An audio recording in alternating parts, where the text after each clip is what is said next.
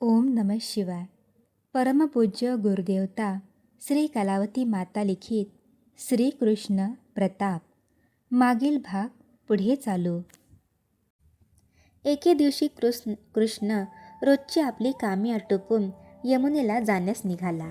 इतक्यात यशोदेला जाग आली. त्याला उद्देशून ती म्हणाली, कान्होबा, आज शिदोरी वाचून निघालास की काय? जरा थांब, जाऊ नकोस. क्षणार्धात तुला शिदोरी बांधून देते. त्यावर नेम म्हणजे नेम. यानंतर मी एक क्षणभर देखील थांबणार नाही. मला शिदोरी नको, असे म्हणत कृष्ण पळाला.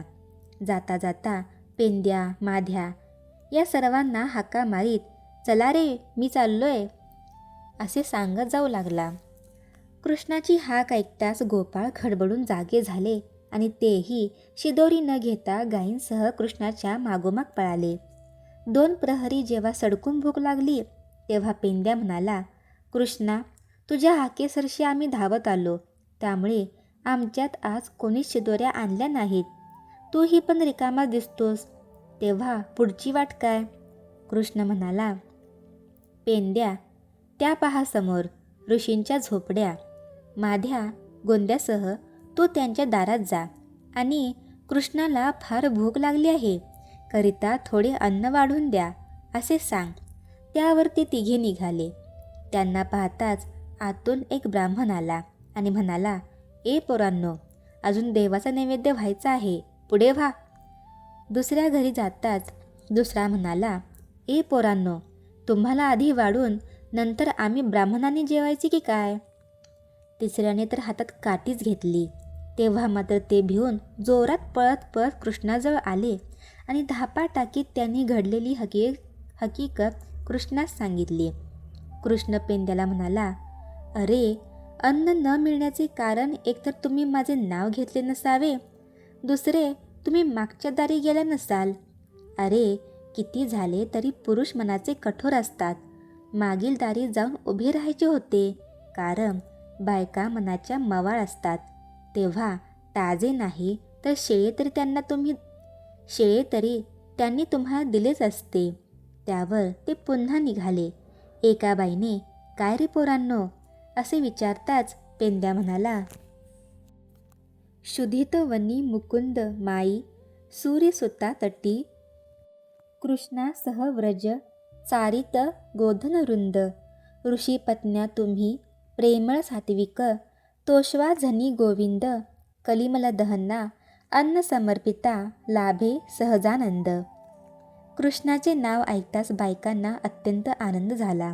त्या गोपाळांना म्हणाल्या, अरे बाळांनो, तुम्ही पुढे व्हा, आम्ही सर्वजणी टोपलीतून अन्न घेऊन येतो. तेव्हा ती पोरे उड्या मारीत पळाली. बायकांनी लगेच टोपल्यात अन्न घातले आणि त्या भराभर चालू लागल्या. आज आपला मोठा भाग्याचा दिवस आहे, म्हणून कृष्ण दर्शनाचा योग जुळून आला. आमच्या हातचे अन्न कृष्णाच्या पोटात पडणे म्हणजे आमचे अनेक जन्माचे पुण्यच होय. या विचाराने त्यांचे हृदय आनंदाने भरून गेले. त्यामुळे उन्हाने डोके तापल्याचे किंवा पाय पोळल्याचे त्यांना भान राहिले नाही. त्या अर्ध्या वाटेवर पोहोचल्या इतक्यात एक ब्राह्मण आला आणि त्याने बायकांच्या मेळ्यात जात असलेल्या आपल्या पत्नीला फराफरा ओढीत घरी नेले आणि माझे अनुमोदन घेतल्याशिवाय तू गेलीस कशी? स्त्रियांना पती हाच देव आहे, असे असता त्या गवळ्याच्या पोराचे दर्शन घेण्यास तू कशी गेलीस? तो काय तुला पोसणार आहे? पतीची आज्ञा मोडणाऱ्या स्त्रिया शतमूर्ख समजाव्या. अशा स्त्रियांना जगात कोठेच मान नाही. अशा प्रकारे बोलून त्याने तिला खांबाला चराटून बांधले आणि बेशुद्ध होईपर्यंत मारिले व तो रागाने कुलूप लावून बाहेर निघून गेला. त्या ब्राह्मण स्त्रीच्या हृदयात खरोखर कृष्णाविषयी आदर असल्याने तिचा आत्मा कृष्ण स्वरूपात विलीन झाला. कृष्ण दर्शनास गेलेल्या इतर बायकाही पतींच्या आज्ञेशिवाय गेल्या होत्या, तरी त्यांच्या भावनेप्रमाणे कृष्णाने त्यांना दर्शन दिले. इकडे तो ब्राह्मण इतर ब्राह्मणांपुढे आपण आपल्या बायकोला कशी काय शिक्षा केली याबद्दल मोठेपणाने सांगू लागला. तेव्हा तेही आपापल्या बायकांवर संतप्त झाले. एक ब्राह्मण म्हणाला, माझी बायको घरी आली की तिला प्राण जाईपर्यंत मी मारीन. दुसरा म्हणाला, एकदा ती घरी आली की दारात पाय ठेवायची फुरसत, मी तिची चांगलीच खरडपट्टी काढीन. तिसरा म्हणाला, मी तर पुन्हा बायकोचे तोंड पाहण्यास तयार नाही बुवा. चौथा म्हणाला, अशा बायकोशी संसार करण्यापेक्षा लवकर संन्यास घेणे बरे. पाचवा म्हणाला, मी तर माझ्या बायकोला कृष्णार्पणच केले आहे, तेव्हा तिची काळजी करण्याचे मला काहीच कारण नाही. त्यावर तो कृष्णविरोधी ब्राह्मण आपली बायको शुद्धीवर आली की नाही हे पाहण्याकरता घरी गेला. तिचे श्वासोच्छवास बंद पडलेले दिसताच आता काय करू म्हणून कपाळ बडून घेऊन रडू लागला. इकडे ऋषीपत्न्यांनी आपण नेलेले अन्न कृष्णार्पण केले आणि सर्वजणी हात जोडून उभ्या राहिल्या. कृष्ण म्हणाला, तुम्ही जे जे पदार्थ आणलेत ते सर्व तुमच्या हाताने आम्हाला वाढा. त्याप्रमाणे पाने वाढून झाल्यावर ऋषीपत्न्या कृष्णाला विनवू लागल्या. जेवी बा सगुना सख्या हरी, वर्ण भात साजूक तूप त्यावरी, मिळविली लवना, मालपुरी मोतीचूर दही वडे, खा सत्वरी चिमण्या, तृप्त होसी तरी धन्य होईन मी, रुक्मिणीच्या रमना. भोजनोत्तर कृष्ण म्हणाला, तुम्ही आम्हाला यथेच्छ भोजन दिलेत, आम्ही जेवून तृप्त झालो, त्यामुळे तुमचे मनही पापतापापासून सुटून समाधान पावले. यापुढे क्षणभरही माझे विस्मरण होऊ देऊ नका, म्हणजे याच जन्मी तुम्ही मुक्त व्हाल. तुमच्या पतींना मुक्त होण्यास अजून पुष्कळ जन्म घ्यावे लागतील. तुमचे पती तुमची वाट पाहत आहेत करिता आता तुम्ही सर्वजणी आपापल्या घरी जा आणि सुखाने संसार करा. कृष्णाच्या सांगण्याप्रमाणे ऋषीपत्न्या लगेच आपापल्या घरी गेला.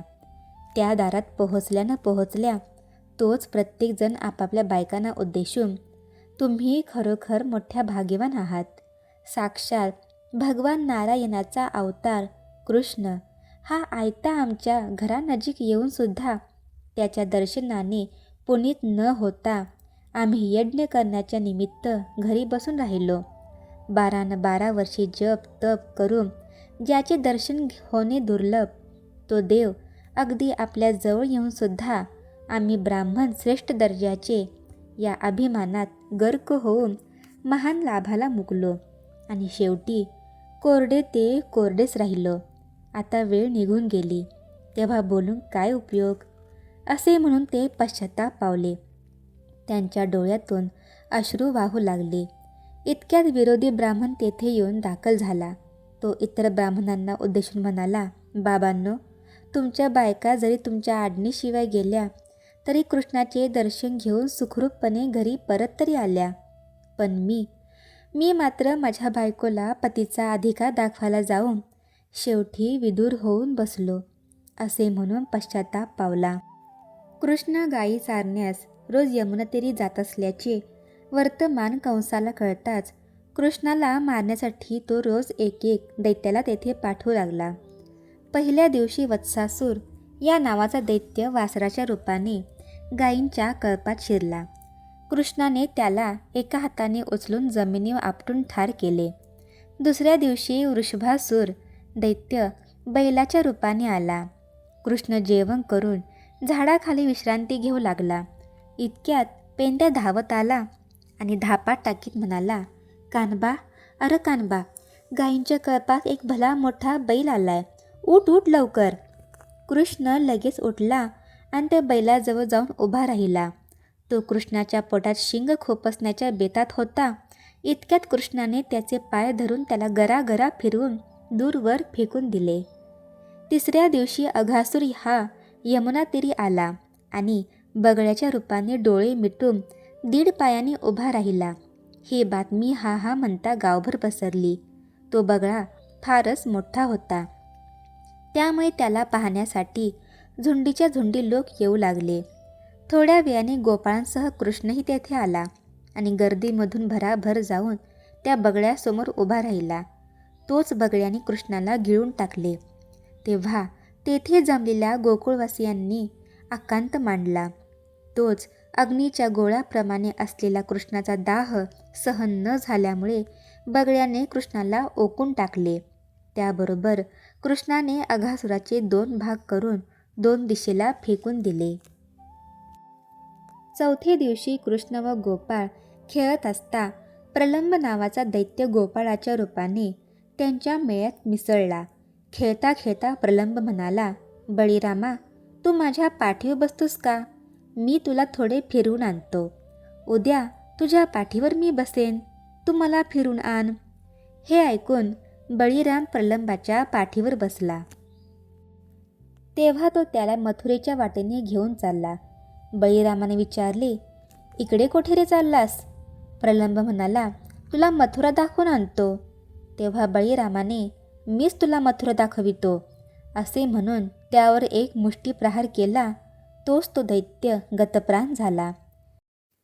श्री सद्गुरुनाथ महाराज की जय.